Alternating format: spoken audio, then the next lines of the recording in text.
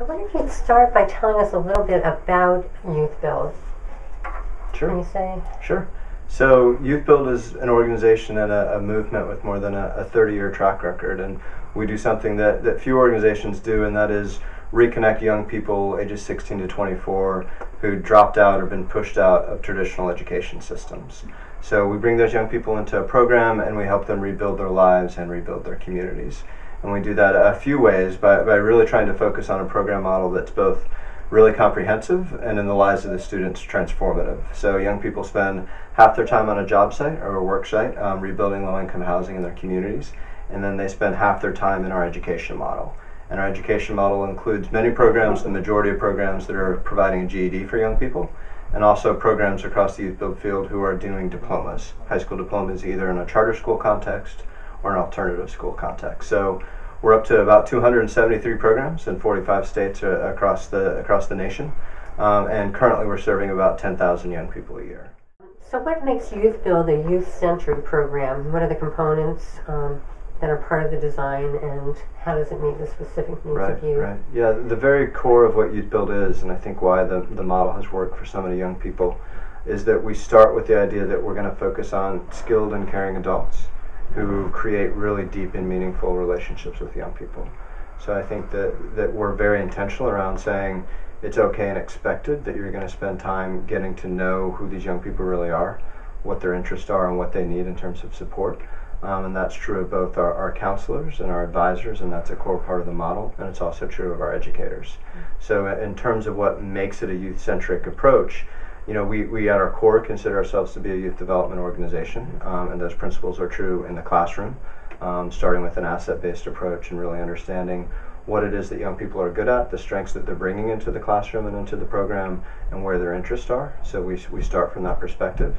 And I think the thing that you'll find in YouthBuild, that what we're trying to do is make that true across the program. So whether you're on the job site, working, building low-income housing, the program model is also expanding where there's other programs looking at healthcare career tracks, technology career tracks, along with the housing and construction.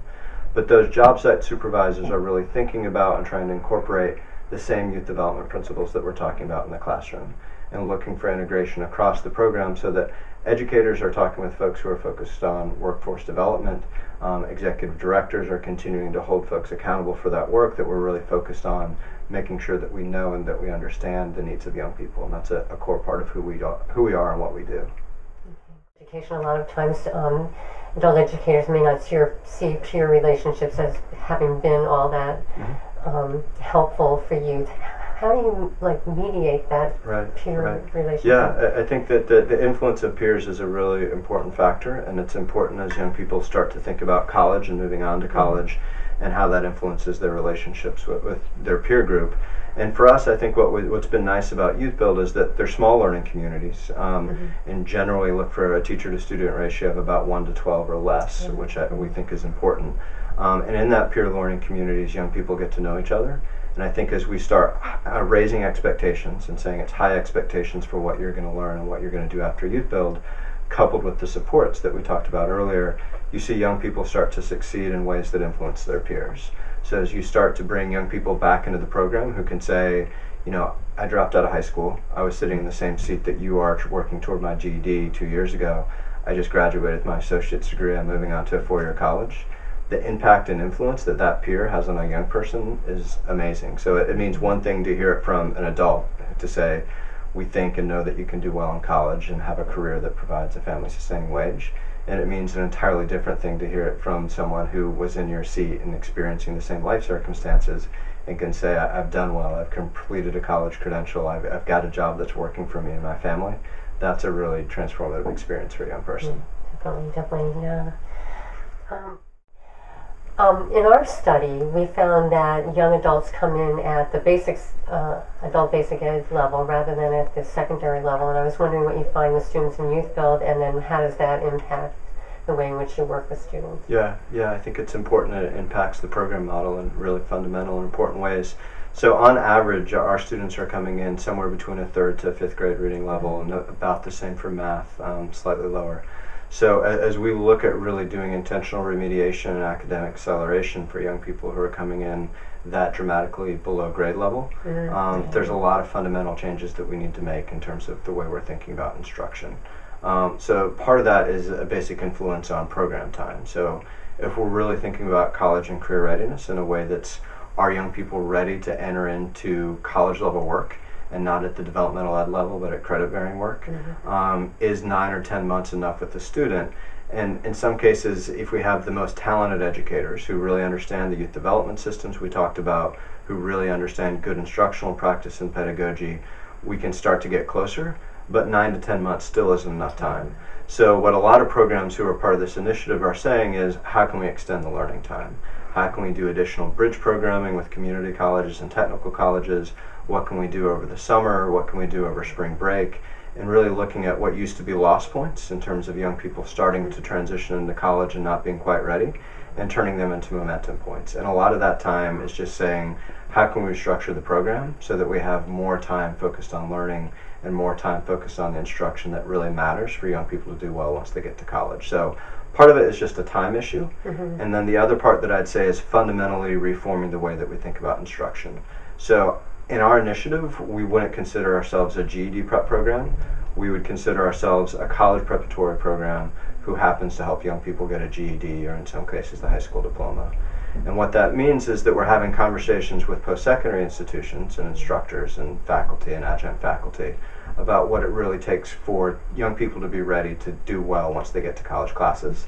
A lot of times for us, that's much more intentional focus on reading and writing. We need to expose young people to much dramatically more types of reading material in terms of the genre, many more opportunities to write, and to write across the curriculum, to understand the stages of the writing process, what it means to draft multiple parts of a research paper, to be exposed to homework, to be exposed to syllabus, all the things that you'd expect once you get to a college level class, that we're introducing that to young people when they're in a GED program.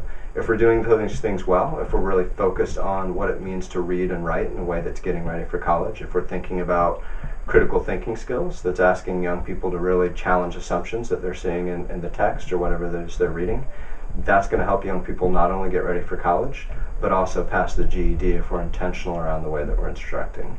I think the math, it's a similar place where we found a lot of young people coming into our programs aren't doing well in college algebra, not because they don't understand middle school algebra, because they don't understand, or middle school math, excuse me, but they don't understand the very basic foundational math concepts that we need to remediate. We need them to understand whole numbers. We need them to understand fractions and how they represent parts of the whole.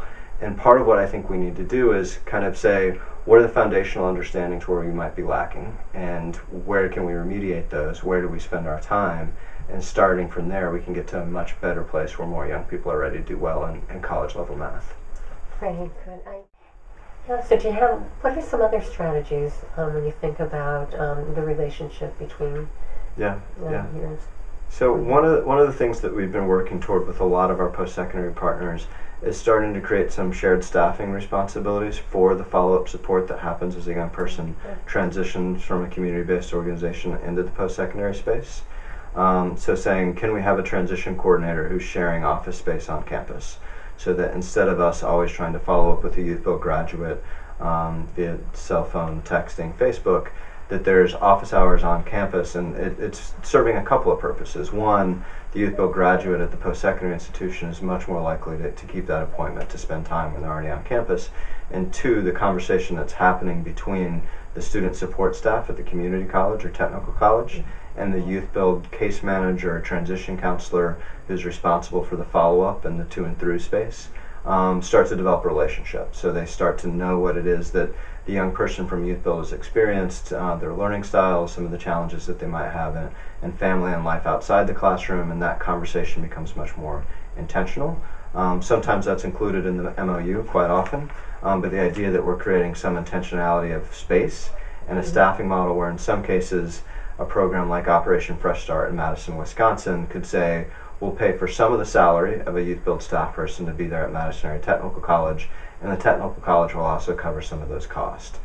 So I think that's hugely important. Yeah. I think one of the things we're looking for is to help create connection strategies so that our young people who are going to community college start to have that sense of community on campus in the same way they did at YouthBuild.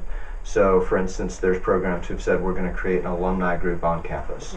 There's a recognized student group that doesn't get a lot of money, but it's space for a weekly or monthly meeting. It's a little bit of money for pizza, but it's something that brings people together to say, you know, we're a group of first-generation college students who've come from a similar place in terms of preparation.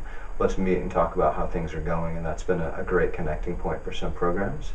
And then I think we talked earlier about the conversations that we're having around academic rigor and preparedness, and creating some kind of space where that conversation is consistent among YouthBuild educators, GED instructors, and the faculty at the post-secondary. So it's not just what's it mean to get ready for college, but it's a continuing dialogue so that they can say, here's what you're doing in the secondary space, here's what our college entry-level requirements look like, what a credit-bearing class in English and math look like.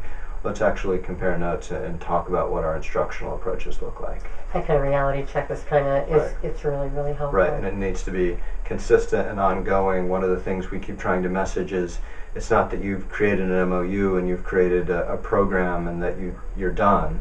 It's that you've created an MOU as a jumping off point to build the perfect relationship that serves your students as best as possible. And oftentimes that means every 9 months or every 6 months you're coming back and you're reviewing what's happening in the program, what the partnership is providing for young people, and it might mean that every year you're actually creating a new MOU based on what the student experience has been and what their transition experience has been. Now, we talked earlier about the number of adjunct folks, both in adult ed, certainly in developmental ed, and working with adjunct faculty. How do they fit into these MOUs or in these relationships that come together? And in some instances we've had adjunct faculty who are coming into YouthBuild programs to teach classes. Oh, okay. So in some instances it's adjunct faculty who are teaching classes at the community college, and the conversations we're having instructionally are with those faculty. But in some instances, if we're teaching a college success or a college 101 class for credit at YouthBuild, that might be an adjunct faculty member coming to the YouthBuild program to teach that course. So yeah, I think part of the staffing strategy is that there's, you know, a lot of institutional bureaucracy to try to figure out where's the person who can best help our students. But I think part of our message is, you know, we shouldn't discount anyone at the post-secondary level, and where can we find people who can really create some level of advocacy for our program and our students. And I think our message to our programs is that we need to look for that level of buy-in from lots of different places. It could be the student support, financial aid side, a lot of time it's the academic side, and whether or not you're talking to a president, a dean, a provost, or an adjunct faculty, helping them understand your program, what you're trying to do for learners who are getting the GED and going to college, is really a universal message that we want to get out there and figure out how people can help us across the institution. Right, so developing sort of a consistent message and just kind of making sure that you, as you're working with different people, that you keep kind of putting that forward. I think that's right, and I think, you know, when we started the partnership, sometimes we made the mistake of saying, you know, we've sent an email, we made a phone call, and why aren't we getting a response? And I think the difference in that versus actually going physically to the community college and knocking on doors and inviting them to come to YouthBuild to graduation and see events and celebrations and really create that personal connection is hugely important as you start to build these partnerships. Hopefully people, you know, at the webinar today will be going back and looking at the videos if they haven't already. Yeah, I hope so. Yeah, it's an incredible group of students that are doing amazing things, and I think that's part of where the leadership needs to come from changing these systems, is young people and adults who are actually in those systems, that they're the closest to it, they understand what's working and what's not working. And if we come at this work by saying, let's think about what we've done in reforming education previously and try to apply it to community college and post-secondary systems, we're missing a huge opportunity by not listening to the people who are actually in those systems, and the young people going through community colleges and the adults coming back into those systems. Okay. Well, I want to thank you for your time, by the way. It's great to talk with you, and I look forward to hearing more about what's going on at YouthBuild. Yeah, this is we're glad to participate and think it's important work, so thank you for including us.